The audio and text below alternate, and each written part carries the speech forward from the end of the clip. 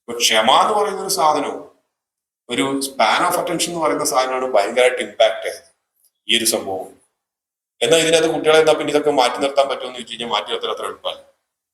പാരന്റ്സിന്റെ കാര്യത്തിന്റെ അകത്താണെങ്കിലും പാരന്റ്സ് കുട്ടികളെ പെട്ടെന്ന് തീറ്റിക്കാൻ വേണ്ടിയിട്ട് മൊബൈൽ ഫോൺ കാണിച്ചു കൊടുത്തിട്ട് അവരെ കൊണ്ട് ഭക്ഷണം കഴിപ്പിക്കും. പാരന്റ്സിന്റെ സമയം എവിടെയാണ് പോയത്? സത്യം പറഞ്ഞു കഴിഞ്ഞാൽ ഇവിടെ സമയം കൂടുതലാണ് ഉള്ളത്. ആലോചിച്ച് നോക്കുക, ഇപ്പൊ ഒരു ക്ലറിക്കൽ സ്റ്റാഫ് ആണെങ്കിൽ പണ്ട് വർക്ക് ചെയ്തതിനേക്കാളും സത്യത്തിൽ കുറഞ്ഞ സമയം മതി ഇന്ന്.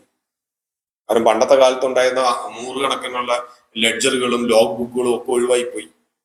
ഇപ്പൊ അതെല്ലാം എന്താ പറയുന്നത് നമ്മുടെ കമ്പ്യൂട്ടറിലായി. പക്ഷെ എന്നാൽ പോലും സമയമില്ല എന്ന് പറയുന്നു. അപ്പൊ ഈ സമയം പ്രധാനമായിട്ടും പാരന്റ്സിന്റെയും പോയത് വേറെ എവിടെയല്ല, അതും ഈ പറഞ്ഞ പോലെ ഇന്റർനെറ്റിലാണ്. സ്പെയർ ടൈം പോയത് പാരന്റ്സിന്റെ അവിടെയാണ് പോയത്. സീരിയലുകളൊക്കെ ഉണ്ടായിരുന്ന സമയത്ത് ഈ പറഞ്ഞ പോലെ 7 മണി 8 മണിയൊക്കെ ഉള്ള കുടുംബ പ്രാർത്ഥനകൾ ഉൾപ്പെടെ ഇതെല്ലാം നീങ്ങി 9:30 10 മണിയിലേക്ക് പോയത്. പിന്നെ അത് ഇല്ലാണ്ടായി പോയതിന്റെയും ഒരു കാരണം എന്ന് വെച്ചാൽ സീരിയലുകൾ ഉണ്ടായത്. അതേപോലെ ഇത് പാരന്റ്സും കുട്ടികളും ഒക്കെ കൂടിയുള്ള ഒരു കൂട്ടായ്മയുടെ ഒരു ഫലമായിട്ടാണ് ഈ പറഞ്ഞ സകല സാധനങ്ങളോട് പ്രശ്നങ്ങൾ ഉണ്ടായി വന്നത്. അല്ല ഒരാളുടെ മാത്രമായിട്ടുള്ള പ്രശ്നങ്ങളല്ല. പിന്നെ ഇതിന്റെ അകത്ത് ഏറ്റവും നിലനിൽക്കുന്ന ഒരു വലിയ പ്രശ്നം എന്ന് വെച്ച് കഴിഞ്ഞാൽ ഇന്നത്തെ രീതിയിൽ കുട്ടിയുടെ മൊബൈൽ ഫോണിന്റെ അകത്ത് എന്തൊക്കെ ചെയ്യുന്നത് കാണുന്നുള്ളതിനെ കുറിച്ച് യാതൊരു ഐഡിയയും പാരന്റ്സിനില്ല. പിന്നെ പാരന്റ്സ് ഒരു പരിധി വരെ പാരന്റ്സ് ഡിസീവ്ഡ് ആവുന്നെന്ന് വെച്ച് കഴിഞ്ഞാൽ അതിപ്പോ പാരന്റ്സിന്റെ ഏത് എഡ്യൂക്കേഷൻ ലെവലും ആയിക്കോട്ടെ. പാരന്റ്സ് ഇനിയിപ്പം ഏതെങ്കിലും വലിയ IT കമ്പനിയിലെ മാനേജേഴ്സ് ആണെങ്കിൽ പോലും കുട്ടി വലിയ വലിയ ടെർമിനോളജീസ് ഒക്കെ പറയുമ്പോൾ അമേരിക്കയിലെയും UK-യിലെയും ഒക്കെ വലിയ വലിയ കാര്യങ്ങളെ കുറിച്ചൊക്കെ പറയുമ്പോൾ പാരന്റ്സിന് മിക്കവാറും അതിനോടൊരു ഇതൊന്നും കേൾക്കാനോ അറിയാനോ ഉള്ളൊരു സമയം ഉണ്ടായിരിക്കില്ല അവർ പഠിക്കുന്ന കാലത്ത്.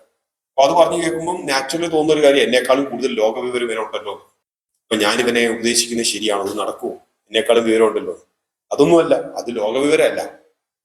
അത് ഈ പറഞ്ഞ പോലെ ഒരു ഇൻഫർമേഷൻ ബൊംബാർഡ്മെന്റിന്റെ അകത്ത് വന്നുപെട്ടിട്ടുള്ള ഐസൊലേറ്റഡ് നോളജ് ആണ്. അപ്പൊ അതുകൊണ്ട് പാരന്റ്സ് പലപ്പോഴും ബാക്ക് ഫുഡിലാവുമ്പോഴാണ് പ്രശ്നങ്ങൾ ഫസ്റ്റ് ആയിട്ട് തോന്നുന്നത്. പാരന്റ്സിന് ഫസ്റ്റ് വേണ്ടത് കോൺഫിഡൻസ് ആണ്. ഞാൻ പാരന്റ് ആണെന്നുള്ളൊരു കോൺഫിഡൻസ്. നോളജ് ഒരിക്കലും എക്സ്പീരിയൻസിനെ സബ്സ്റ്റിറ്റ്യൂട്ട് ചെയ്യില്ല. നോളജ് എന്ന് പറയുന്നത് നോളജ് തന്നെയാണ്. എക്സ്പീരിയൻസ് എന്ന് വെച്ച് കഴിഞ്ഞാൽ നോളജിനെ സ്കില്ലിങ് നടത്തുന്നതാണ്.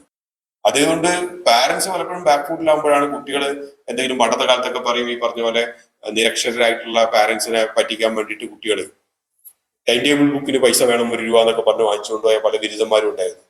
ആ ബിരുദന്മാരുടെയൊക്കെ കാലഘട്ടത്തിലുള്ള ബിരുദന്മാരൊക്കെ എനിക്ക് തോന്നുന്നു 50 വയസ്സ് കഴിഞ്ഞിട്ടുണ്ടാവും. പക്ഷെ അങ്ങനെയുള്ള കാലഘട്ടം വരെ ഉണ്ടായിരുന്നു. പക്ഷെ ഇന്നും അതേ ഒരു ഇത് കണ്ടിന്യൂ ചെയ്യുന്നു. അതാണ് ഏറ്റവും വലിയൊരു പ്രശ്നമുള്ളത്. പാരന്റ്സ് കുട്ടികൾ എന്ത് കാണുന്നുള്ളതിനെ കുറിച്ച് അറിയാൻ പാടില്ല. പല പാരന്റ്സും വിചാരിക്കുന്നത് ഇപ്പം ഗെയിമുകളാണെങ്കിൽ പോലും റോബ്ലോക്സ്, കുട്ടി എന്താ കളിക്കുന്നതെന്ന് ചോദിക്കും പാരന്റ്സ്. അപ്പൊ കുട്ടി പറഞ്ഞു ഞാൻ റോബ്ലോക്സ് കളിക്കാൻ. റോബ്ലോക്സ് ചിലപ്പോൾ ചില കുട്ടികളൊക്കെ ആണെങ്കിൽ റോബ്ലോക്സിന്റെ ഒക്കെ ഗുണഗണങ്ങളെ കുറിച്ചൊക്കെ പറയും. റോബ്ലോക്സിന്റെ അകത്ത് നമുക്ക് സ്വന്തമായിട്ട് ഗെയിം ഉണ്ടാക്കാം, എന്നിട്ട് അങ്ങനെ ഗെയിം ഉണ്ടാക്കാം ഞാൻ ട്രൈ ചെയ്യുന്നു കൂടെ അതിൻ്റെ അകത്ത്. അപ്പൊ പാരന്റ്സ് പലപ്പോഴും വിചാരിക്കുന്നത് റോബ്ലോക്സ് എന്ന് പറയുന്നതിന്റെ ഒരു ഗെയിമാണ്. റോബ്ലോക്സ് ഗെയിം അല്ല. റോബ്ലോക്സിന്റെ വലിയ ഇഷ്യൂസ് ഒക്കെ ഹിൻഡൻബർഗിന്റെ കഴിഞ്ഞതിന്റെ മുമ്പത്തെ അവസാനത്തത് ഇറങ്ങിയത് ഹിൻഡൻബർഗ് വൈൻഡപ്പ് ചെയ്തു. ഹിൻഡൻബർഗിന്റെ കഴിഞ്ഞ ലാസ്റ്റിന്റെ മുമ്പത്തെ പെനാൾട്ടിമേറ്റ് ഇത് ഇൻവെസ്റ്റിഗേഷൻ റിപ്പോർട്ട് റോബ്ലോക്സിനെ കുറിച്ചായിരുന്നു. റോബ്ലോക്സിന്റെ അകത്ത് പറഞ്ഞിരുന്ന കാര്യം എന്ന് വെച്ചാൽ ഒന്ന്, അവരവരുടെ ബുക്സ് ഒക്കെ ഇൻഫ്ലേറ്റ് ചെയ്ത് കാണിച്ചു എന്നുള്ള ഒരു കാര്യം. രണ്ടാമത്തെ കാര്യം എന്ന് വെച്ച് കഴിഞ്ഞാൽ എങ്ങനെയാണ് റോബ്ലോക്സ് റവന്യൂ ഉണ്ടാക്കുന്നത്.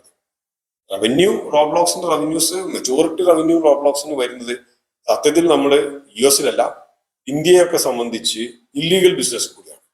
ഇല്ലീഗൽ ബിസിനസ് എന്ന് വെച്ച് കഴിഞ്ഞാൽ ചൈൽഡ് പോണോഗ്രഫി മുതൽ വളരെ വയലന്റ് ഗെയിംസ് വരെ ഇതുവരെ ഹോസ്റ്റ് ചെയ്യപ്പെട്ടിട്ടാണ് റോബ്ലോക്സ് എന്ന്. പക്ഷെ അതേസമയം ഞാൻ കണ്ടിട്ടുള്ള പല പാരന്റ്സും അതുപോലെ ഇന്ററാക്ട് ചെയ്തിട്ടുള്ള പല പാരന്റ്സും വിചാരിക്കുന്നത് റോബ്ലോക്സ് എന്ന് പറയുന്നത് മൈൻക്രാഫ്റ്റ് പോലത്തെ ഒരു സിംഗിൾ ഗെയിമാണ്. റോബ്ലോക്സ് എന്ന് പറഞ്ഞാൽ ഒരു ഗെയിമിംഗ് പ്ലാറ്റ്ഫോമാണ്. യൂട്യൂബിന്റെ അകത്ത് കുറെ വീഡിയോസ് ഹോസ്റ്റ് ചെയ്യുന്നു എന്ന് പറയുന്നത്. റോബ്ലോക്സിന്റെ അകത്ത് ആർക്ക് വേണമെങ്കിലും നമുക്കും ഈ പറഞ്ഞ പോലെ ഒരു ഗെയിം ഈ പറഞ്ഞ പോലെ നോ കോഡ് പ്ലാറ്റ്ഫോംസിന്റെ അകത്ത് ഉണ്ടാക്കുന്ന പോലെ ഗെയിം ഉണ്ടാക്കിയിട്ട് നമുക്ക് ഹോസ്റ്റ് ചെയ്യാം. യൂട്യൂബിനകത്ത് പലതരത്തിലുള്ള വീഡിയോ വരുന്നില്ലേ, അതുപോലെ.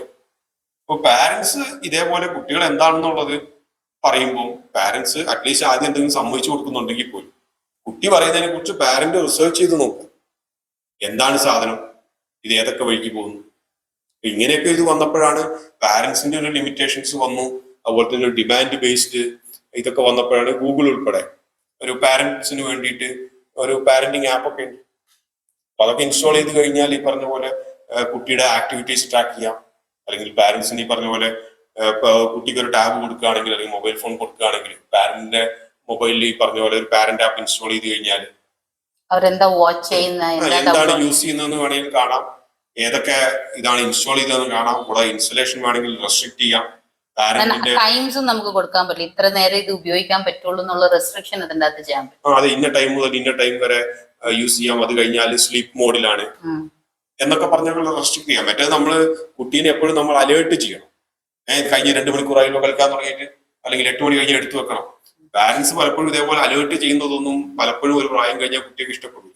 അതേസമയം ഒരു നമ്മള് ടൈം സെറ്റ് ചെയ്തിരിക്കുന്നത് മോർണിംഗ് 7 to ഈവനിങ് 8 വരെ എന്ന് പറയുന്ന ടൈമാണ് ഇത് മാക്സിമം ഉപയോഗിക്കാൻ പറ്റുന്നത്. കറക്റ്റ് 8 o'clock ആകുമ്പോൾ സ്ലീപ്പ് മോഡിലേക്ക് പോകും. പിന്നെ പാരന്റ് പെർമിഷൻ ഉണ്ടെങ്കിൽ മാത്രമേ ആക്സസ് ചെയ്യാൻ പറ്റൂ. അപ്പം പാരന്റ് വീണ്ടും ഇങ്ങനെ ഇൻക്ലൂഡ് ചെയ്തിട്ട് ഇത് കുട്ടിയുടെ പുറകെ നടക്കുന്നുള്ള പരാതി ഉണ്ടാവില്ല. ഇതേപോലെയുള്ള പല പല എന്താ പറയുന്നത് സർവീലിയൻസ് ആപ്പുകൾ ഉൾപ്പെടെ ഉണ്ട്. ഇല്ലെങ്കിൽ പലപ്പോഴും പ്രശ്നം എന്ന് വെച്ച് കഴിഞ്ഞാൽ കുട്ടികളെ കംപ്ലീറ്റ് ആയിട്ട് ഇന്റർനെറ്റിൽ എന്താണെന്നുള്ളത് മോണിറ്റർ ചെയ്തിട്ടില്ല. പാരന്റ്സ് ആണ് പലപ്പോഴും വെള്ളത്തിലാകുന്നത്.